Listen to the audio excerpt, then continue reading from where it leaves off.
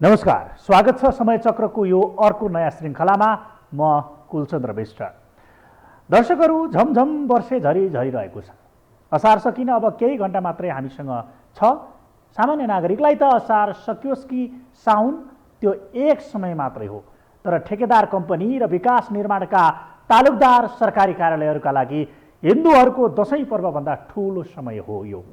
धमाधम काम गर्ने, बजेट सिध्याउने यो व्यस्तताले सायद उनीहरूमा असार महिना न सुतेका छन् न समयमा खान पाएका छन्। तर यो सबै विकास निर्माणमा कायापलट गरौँ भन्ने पवित्र उद्देश्यले होइन दर्शकवृन्द। उनीहरू त आर्थिक सीमान्त यो भएकाले बजेट कुम्ल्याउने योजनासहित झमझम झरी पर्दा पनि सडक पिच गरिरहेका छन्, सडकका ट्र्याकहरू बनाइरहेका छन्, ठुला ठुला वालहरू लगाइरहेका छन्। बजेट कतै केही गरी नसकिने स्थिति छ भने फोगटिया तालिम र प्रशिक्षणका नाममा ठुलो राशिको सरकारी बजेट सिध्याइँदैछ। प्रशिक्षण र तालिम कति उपलब्धिपूर्ण हुन्छ जो कोहीलाई वर्णन गरिरहन जरुरी छ जस्तो लाग्दैन। विकास निर्माणको संरचनाहरू पनि बनाएको केही दिनमा बाढी पहिरोले बगाइदिन्छ, फेरि अर्को वर्ष त्यसै गरी बजेट खर्च गर्यो, कमाई धन्दा बनायो। बस यसै गरी चलिरहेको छ असारे विकास। बाँकी हेरौँ यो रिपोर्टमा। नेपालीमा एउटा उखान छ नि, जुन जोगी आए पनि कानै चिरिएको भन्ने हो। यो उखान 1-2 वर्ष होइन, सालम्य लागू हुने गरेको छ। समय रहुन्जेल हाई काटेर बस्ने अनि दिन ढल्किएपछि तडक भडक गर्ने सरकारको असारे विकासले वर्षेनी जनतालाई कानै चिरिएको उखान सम्झिन बाध्य गराउँछ। अरू बेला बैठक र उद्घाटनले फुर्सद नहुने यिनलाई यति बेला बजेट सक्नुपर्ने चटारो छ। रातो किताबमा लेखिएको मोटो रकम झलझली सम्झिएको सरकारले यति बेला विकासको नाममा पैसाको खोलो बगाइरहेको छ। जनता सरकार परिवर्तन भएपछि परिपाटी सचिएला कि भन्ने आश गर्छन्, तर मुहानै धमिलो भएपछि फेदमा सफा पानी कहाँबाट आउँथ्यो र? जनताको भोट बटुल्न र आफूलाई विकासवादी भनेर चिनाउन पनि जनप्रतिनिधिहरू यति बेला रातारात खटिएर असारको पानीमा बजेटको ठुलो पोको फाल्दैछन्। वर्षेनी परम्परागत रूपमा हुने यो खालको विकास दिगो नहुने धेरैको बुझाइ छ, तर यी यावत कुरा जान्दा जान्दै पनि सरकारले हिलोमा बजेट हालिरहेको छ। असारमा गरिएको विकास गुणस्तरीय नहुने भन्दै पटक पटक सर्वत्र आलोचना हुने गरेको छ। सरकारले कामै गर्न सकेन, मन्त्रालयहरूले कामै गर्न सकेन, बजेटै पुँजीगत बजेटै खर्च भएन, विकासै भएन भनेर भन्ने कुराबाट बच्नको लागि रकम चाहिँ धेरै खर्च गरेको देखाउने, तर भौतिक प्रगति पनि भएको देखाउन खोज्ने, तर त्यो गुणस्तरीय नहुने हुन्छ अहिलेको विकास। यस्तो खालको अहिलेको गरेको निर्माण कामहरूले, त्यस कारणले गर्दा अहिले यस्तो काम गर्नुभन्दा त समयमै काम गर्ने। अब तपाईँको चाहिँ साउन 1 गतेबाट जुन जुन काम गर्नुपर्छ त्यो साउन 1 गतेबाटै सुरु गऱ्यो भने के हुन्छ? देशका विभिन्न स्थानमा यति बेला झमझम वर्षे झरीमा सडक पिच गर्नेदेखि ढल खन्नेसम्मका विकासै बिजोग दृश्यहरू यत्र तत्र देखिन्छन्। नेताहरूले विकासको मूल फुटाइदिन्छौँ भन्ने बहानामा राज्यको ढुकुटी यति बेला असारको भेलमा बगाइरहेका छन्। कयौँ पटक सरकार फेरिए तर असारे विकासको यो परम्परा अझै कायम छ। विकासको समय छँदा खर्च हुन नसकेका विनियोजित विकासे बजेट सिध्याउने अभियान यसपालि पनि चल्यो। वर्षाको भेलमै निर्मित हुने विकासे संरचना गुणस्तरीय हुन सक्दैन भन्ने तथ्य सरकारी संयन्त्रलाई थाहा नभएको होइन, तर त्यही परम्परा र संस्कारबाट हुर्किएका यिनीहरू त्योभन्दा बाहिर जान किन सक्थे र? सरकारी तथ्याङ्क अनुसार असार 15 देखि 25 सम्म 11 दिनमा 86 अर्ब रुपियाँ बजेट चालु बजेट खर्च गरिएको छ। यो चालु आर्थिक वर्षका अन्य 11 महिनाको अवधिमा 15 देखि 25 गतेको यो खर्च झन्डै तेबर खर्च हो। असोज र चैत बाहेक चालु आर्थिक वर्षका अन्य महिनाको 11 दिनमा अधिकतम 32 अर्ब रुपियाँ मात्र खर्च भएको देखिन्छ, तर असारका 11 दिनमा भने 86 अर्ब रुपियाँ खर्च भएको छ। यसले पनि असारे विकास खर्चको स्वरूप छर्लङ्ग पारेको छ। यति बेला विकास होइन, विकासको नाममा राज्यको ढुकुटी असारे भेलमा हालिँदैछ। विकासको नाममा भेलमा पैसा डुबाउने परम्पराको अन्त्य गर्न संविधान मार्फत नै जेठ 15 भित्र बजेट ल्याउने प्रावधान राखियो, तर नियम कानुनै आफ्नो अनुकूल चलाउने राज्य संयन्त्रलाई त्यसले पनि खासै ठुलो अर्थ राखेन। अहिले पनि असारे भेलमा विकास डुबिरहेको छ। जस्तै राजबाग्से भागे, तर आफ्नो जनताको अगेन्स्टमा केही नगरेको भन्ने प्रमाण त त्यहाँ देखिन्छ नि। नत्र भने त के राजा यहाँ बसिरहन सक्थे? भागेर उहिले कहीँ गइसकेको हुन्थ्यो होला नि, होइन? अब अहिलेकाहरूको चाहिँ तपाईँको प्रश्नमा आउँदाखेरि के देखिन्छ भने यिनीहरूमा आफ्नो इमान्दारिता, आफ्नो राजनीतिक यो जुन विचार आइडियोलोजी छ त्यसप्रति इमान्दारिता देखिएन। महालेखा नियन्त्रक कार्यालयको तथ्याङ्क अनुसार पछिल्लो 5 वर्षमा नेपालमा औसत 40% विकास खर्च असारमा भएको छ। तथ्याङ्क अनुसार पछिल्लो आर्थिक वर्ष 2072-73 असारमा 49% बजेट खर्च भएको थियो। यो वर्ष नेपालले भूकम्पको सामना गर्नु परेको थियो, तर त्यसपछिको बजेट खर्च 40% को हाराहारीमा भएको छ। आर्थिक वर्ष 73-74 को असारमा 41% पुँजीगत खर्च भएको थियो भने 74-75 मा 39% भयो। अझ 75-76 मा बजेट खर्च खुम्चिएर 36% मा झर्यो। गत आर्थिक वर्ष 76-77 मा 34.33% पुँजीगत खर्च असारमा भएको देखिएको छ। भूकम्पको समयमा बाहेक असारे बजेट खर्चले 40% काटेको देखिँदैन। औसतमा हेर्दा पनि नेपालमा असारे बजेट 39.87% हुने गरेको छ। अझै पनि असारे विकासको परम्परा नतोडिने र पानी झरीमै हतार हतारमा सडक कालोपत्रे गरिरहने हो भने सडकमा अलकत्राका ड्रम जति नै खनाए पनि फगत केही दिनका लागि फोटो खिच्न सिवाय दिगो विकास हुन सक्दैन। त्यसैले विकासको नाममा एकै दिन राज्यको ढुकुटी दोहन गरेर अर्बौं रुपियाँ निकालेर असारे भेलमा सडक चिल्याउने काम बन्द गरेकै जाति। गएको 2 आर्थिक वर्ष कोरोना कहरले पुरै गिजोल्यो। यो वर्ष लगभग विकास निर्माणमा कोरोनाको प्रभाव कहीँ कतै रहेन र पनि विकासको गति जब पर्यो राति बुढी तातीको शैलीमा पुग्यो। भरका विकासका कार्यक्रम असार महिनामै चलिरह्यो। विकास योजना र कार्यक्रमको अन्तिम समयमा बढी बजेट खर्च हुने या देखिने त स्वाभाविक हुन सक्छ, तर नेपालमा काम सम्पन्न गरेर बजेट लिने बेला बल्ल काम सुरु गर्ने र हतार हतार बजेट निकासा गर्ने प्रवृत्ति अत्यास लाग्दो गरी बढिरहेको छ, जसले गर्दा दिगो विकासमा समस्या देखिएको छ। बिल मिलान गरेर कागजी रूपमा योजना सम्पन्न गर्ने गराउने विकृत श्रृङ्खलाले भ्रष्टाचार व्यापक मौलाएको छ। गुणस्तरहीन कामले विकास मौसमी र क्षणिक भएको छ। वर्षेनी नेपालको असारे विकास र खर्चको व्यतिथिका बारेमा बहस चर्चा र सरकारी निकायको आलोचना पनि हुने गरेको छ, तर यसमा अपेक्षित सुधार अझै हुन सकेको छैन। अझ बेरुजु खर्चका कारण देशको ढुकुटी रित्तिने स्थितिमा पुगेको छ। बाँकी प्रसङ्ग जोड्नेछौँ ब्रेकपछि।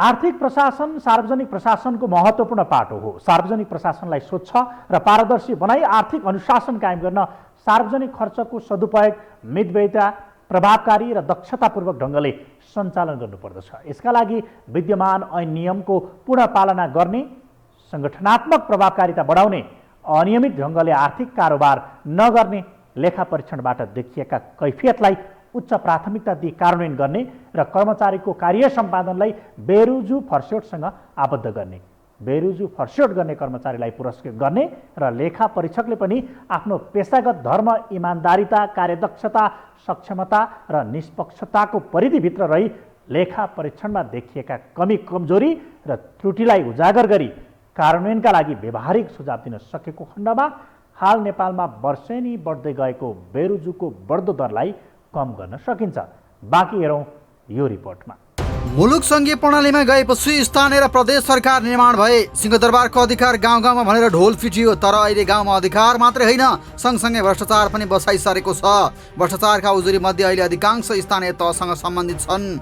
यसो भनिरहँदा सङ्घीय सरकार चोखो छ भन्ने होइन, आफ्नो बलबुताले भ्याएसम्म कसले पो छोडेका छन् होला र। महालेखा परीक्षकको कार्यालयले हालसालै सार्वजनिक गरेको प्रतिवेदनमा बेरुजुको ठुलै पोको खोलेको छ। सार्वजनिक तथा सरकारी निकायको रेकर्ड हेर्दा बेरुजुको चाङ घट्ने होइन थपिएको देखिन्छ। कार्यालयले असार 29 गते सार्वजनिक गरेको 59औं प्रतिवेदन अनुसार आर्थिक वर्ष 2077-78 मा मात्रै 1,15,05,50,00,000 रुपियाँ बेरोजु थपिएको छ। सरकारी बेरोजु बढेर 4,83,59,60 करोड रुपियाँ पुगेको छ। अघिल्लो आर्थिक वर्षको भन्दा 77-78 मा 15.46% बढीले बेरोजु बढेको प्रतिवेदनमा उल्लेख छ। बेरोजुलाई भ्रष्टाचारकै रूपमा परिभाषित गर्न त नमिल्ला, तर राज्यको ढुकुटीमाथिको दोहन चाहिँ पक्कै हो। सामान्यतया बुझ्ने भाषामा जुन हिसाब आर्थिक कारोबार रुजु हुँदैन त्यही बेरोजु हो। बेरोजुको परिभाषा सरकारी रकम असुल फर्सेट नियम 2027 मा भएको पाइन्छ। यस नियमको परिभाषा अनुसार बेरोजु भन्नाले आन्तरिक लेखा परीक्षण वा अन्तिम लेखा परीक्षणबाट देखिएको वा ठहरिएको कुनै सरकारी आर्थिक कारोबारको अनियमित रकमलाई सम्झनुपर्छ भन्ने उल्लेख गरेको पाइन्छ। लामो समयदेखि कायम बेरोजुलाई यसपटक अभियानको रूपमा फरसोट गर्दै आगामी आर्थिक कारोबारहरू गर्दा बेरोजु नहुने व्यवस्था मिलाई आर्थिक अनुशासन पालनामा सबैको ध्यान जानु पर्दछ। बेरोजुको श्रृङ्खला ओह्रालो होइन उकालो दरमा छ। यसले पनि राज्यको ढुकुटी दोहन भएको देखिन्छ। महालेखाको प्रतिवेदनले तीनवटै तहमा व्यापक अनियमितता भएको ठहर गरेको छ। मुलुकभर भौतिक पूर्वाधारको निर्माण र लागत यथार्थ नभएको, प्रतिस्पर्धा बेगर खरिद भएको, विद्युतीय कारोबारलाई करको दायरामा ल्याउन नसकेको भन्दै महालेखाले प्रश्न उठाएको छ। यस्तै सार्वजनिक सम्पत्तिको दुरुपयोग भएको र संस्थानहरूको अवस्था समेत भद्रगोल रहेको प्रतिवेदनमा उल्ल्याइएको छ। महालेखाले आज मात्र होइन वर्षै नै यी विषयमा प्रश्न गरिरहेको छ। तर यो मुलुक हाँक्ने शासकहरूले यस्ता विषयमा थोरै पनि कान तातो लगाएको भए बेरोजुको ग्राफ उकालो होइन ओह्रालो झर्ने थियो। असारमा विकासको मूल फुटाउने गरी 10 दिनको अवधिमा रातारात बजेट छरेर जनतामा विकासको खोलो बगाएको देखाउने परम्परा कायम रहे यो ग्राफ अझै उकालो लाग्ने निश्चित छ। जबसम्म विधि नभएर व्यक्ति हावी हुन्छ यस्ता खालका मनोपली चलिरहन्छ।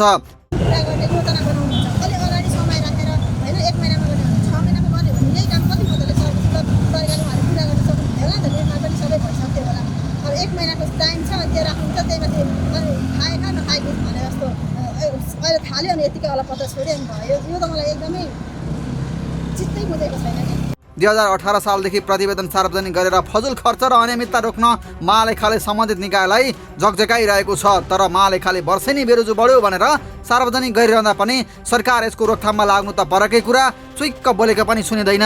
व्यक्तिको बदनियतमा सरकारले अङ्कुश नलगाउँदा निरन्तर बेरोजु बढेर त्यसको व्यवहार जनताले खेपिरहेका छन्। जनताको करबाट उठेको पैसाले तलब भत्ता खाएकाहरू सुशासनको नारा त लगाउँछन् तर आफ्नो कर्तव्यप्रति भने रत्तिभर पनि वफादार देखिँदैनन्, जसका कारण पनि वर्षेनी अर्बौंको बेरोजुको पोको खोलिरहन्छ। विकास योजना र कार्यक्रमको अन्तिम समयमा बढी बजेट खर्च हुने या देखिने त स्वाभाविक हुन सक्छ। तर नेपालमा काम सम्पन्न गरेर बजेट लिने बेला बल्ल काम सुरु गर्ने र हतार हतार बजेट निकासा गर्ने प्रवृत्ति अधिक छ, जसले गर्दा दिगो विकासमा समस्या देखिएको छ। हामीले भनिरहेका छौँ बिल मिलान गरेर कागजी रूपमा योजना सम्पन्न गर्न गराउने विकृत श्रृङ्खला पनि यस क्रममा देखिन्छ। गुणस्तरहीन कामले विकास मौसमी र क्षणिक भएको छ। वर्षेनी नेपालको असारे विकास र खर्चको व्यतिथिका बारेमा बहस चर्चा र सरकारी निकायको आलोचना पनि हुने गरेको छ। तर यसमा अपेक्षित सुधार अझै हुन सकेको छैन। केही स्थानीय तहहरूले यसमा सकारात्मक थालनी गरेका पनि छन्। यस्ता सत्प्रयासलाई अझ उदाहरणीय र प्राथमिकता दिँदै असारे विकासको व्यतिथि अन्त्य गर्न सबैको सचेत र जिम्मेवारपूर्ण भूमिका आवश्यक छ।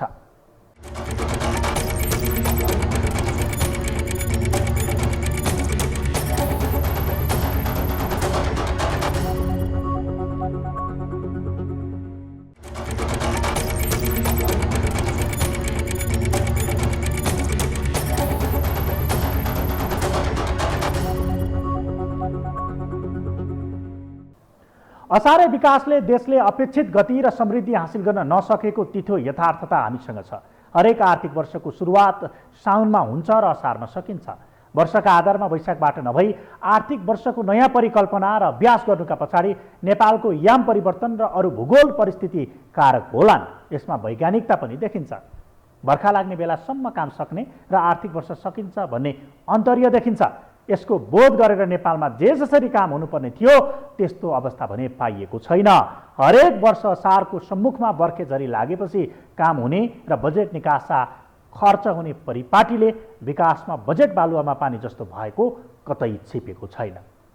निवर्तमान अर्थमन्त्री जनार्दन शर्मा र गभर्नर महाप्रसाद अधिकारी बीच त भन्दा म के कम भन्ने शैलीमा सिंहौरी नै चल्यो। दुवैको कटाक्ष चलेपछि पहिलो फायर जनार्दनले खोले। जति बेला आफ्नो पावर सो गरेका जनार्दनले महाप्रसादलाई निलम्बनको पत्र थमाइदिए। जनार्दनको पत्र बोकेर सिधै सर्वोच्च आनिएका महाप्रसादले सर्वोच्चबाट जनार्दनको अस्त्र निस्तेज पारेर पुनः काममा फर्किए। दुई बीच विवाद कायम रहेका बेला बजेट घोषणाको दिन नजिकिँदै गयो। जेठ 14 गते मध्यराती अनाधिकृत व्यक्तिलाई अर्थ मन्त्रालयमा छिराएर करको दर हेरफेर गरेको आरोप शर्मामाथि लाग्यो। गम्भीर आरोप लागेका उनले आरोपको खण्डन गर्दै थिए। यति नै बेला प्रमुख प्रतिपक्षी दल नेकपा एमाले जेठ 14 गते राति अर्थ मन्त्रालयको CCTV फुटेज हेर्न पाउनुपर्ने माग राख्यो। विवाद चुलिँदै गएपछि फुटेज डिलिट भएको सूचना जारी भयो। सूचना लगत्तै चर्को विरोध सुरु भएपछि अर्थमन्त्री शर्माले अन्ततः पदबाट राजीनामा दिए। महाप्रसादबाट सुरु भएको शर्माको विवाद सीसीटीभी फुटेजसम्म पुग्दा मन्त्री पद नै गुम्यो। विवाद रहित हुन नसकेका शर्माले अर्थलाई भद्रगोल बनाएर चलाउँदा त्यसको व्यवहार जनताले खेपेका छन्। मत गरे सर भन्छ त्यही असार लगाएपछि अब चाहिँ यो बजेट सिद्धाउनलाई यसो चाहिँ अलिअलि चाहिँ यो गरेर देखाउँछ होइन। त्यही पनि यहाँ भएको छैन। हेर्नुहोस् त अब महानगरपालिकामा यो गर्ने भने चाहिँ हेर्नु न खाल्टोखुल्टी तपाईँले यहाँ अगाडि देख्नुभएको छ तपाईँले। पुर दिनुपर्छ नि। यहाँ अब कति एक्सिडेन्ट हुन्छ तपाईँको चाहिँ यहाँ त्यो खाल्टोले गर्दाखेरि यहाँ मान्छेहरू एक्सपायर पनि भएको छन्। अर्थमन्त्रीलाई सर्वोच्च पुगेर काउन्टर हानेका महाप्रसाद पनि यति बेला विवादमा लपेटिएका छन्। एमालेको कार्यकर्ता भएको आरोप लागेपछि उनीमाथि पनि नैतिक सङ्कट उब्जिएको छ। प्रधानमन्त्री शेरबहादुर देउवाले अधिकारीलाई निलम्बन गर्नुभन्दा आफैले बुझेर मार्ग प्रशस्त गरे राम्रो भनेर बोलिसके।